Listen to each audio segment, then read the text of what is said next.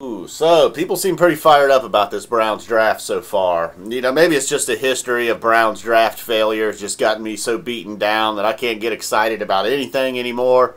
I would like to think, though, at least over the number one overall pick, Myles Garrett. It's pretty hard to screw that one up when you're sitting there right at number one and you just have the whole world to yourself. Like, who do we want? We can get any of these guys. Nobody's going to get them. Although they have screwed that the last time they had the number one overall pick. Courtney Brown, that was a long time ago. Shouldn't even bring that up. But, it's a thing. And, for years, I'm into the draft. I love the draft. I'm sitting here like, yeah, we got Mingo. We got Trent Richardson. Oh, yeah, man, Gilbert and Hayden. Our secondary is going to be locking it down for years. I was pretty excited about Joe Thomas and Alex Mack. I feel like those were the last two first-round picks we had. Yeah, last year wasn't bad, I guess. We'll see. Coleman, still out on Coleman. Ogba was a nice pick last year. But even this regime, their first draft, it's only been one season, but last year's draft really didn't produce a whole lot. They went backwards. They only won one game last year. So, I hope they don't go backwards again and win 0 games. I don't think that'll be the case. But also, one YouTube commenter said, hey, we picked up 3 starters on day 1. I don't know, man. I'm not ready to say that. We might have picked up one. I'll be happy if one of those guys starts. Well, I guess with Barnage getting cut this morning, well, that's still, Njoku could be the only starter. I don't know about Peppers. Peppers will probably be the return man. I feel good about that. First round pick on a return man, I don't know. We'll see.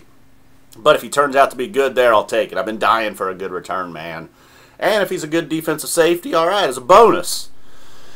I assume Myles Garrett will be starting. Whether if he deserves it or not, he's going to be in there. We'll see what Greg Williams has got for him. Peppers does concern me, though, not just because I'm an Ohio State fan and he's a Michigan guy. Whatever. I can get over that real quick.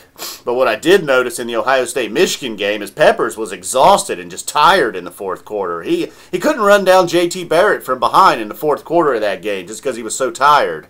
I know he does a lot. He's playing special teams. He's playing defense. He's kind of their emotional guy over on the sidelines.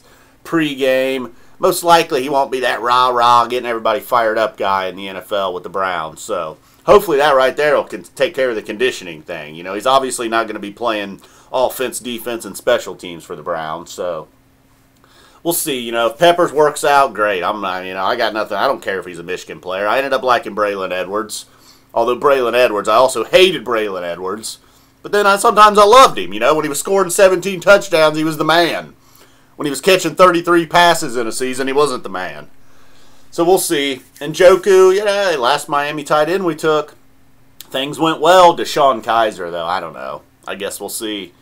Second round quarterback. He's got the size. You look at him on paper, it's like, damn, he's the man. But I don't know. I'm no quarterback expert. We'll see. Not feeling good, though. Hugh Jackson, the guru, the quarterback whisperer. Hey, Deshone, we're going to suck this year. We're probably not going to play you. I don't need to rip off Stu Gatz doing the quarterback whisperer. All right, so that covers the Browns draft. A couple people wanted to know, like, hey, man, what do you think about I don't know, man. I'm just not as excited. If you've been watching this channel for a couple years now, 2014, I was all fired up for the draft. 15, Danny Shelton. Forgot about Danny Shelton. That was a good first-round draft pick. Although their defense is horrible and they can't stop the run, it's not Danny Shelton's fault, all right? He's a baller. And then, it's just gone downhill. In 2014, I was excited about Pierre Desir, a third-day pick, I believe. I think, as I said in my Pierre Desir video, I like this guy. His name's Pierre. He's probably read a book or two. Turns out he sucked. He never did anything, not even in the league anymore. Most of that 2014 draft, from the Browns' perspective anyhow, not even in the league.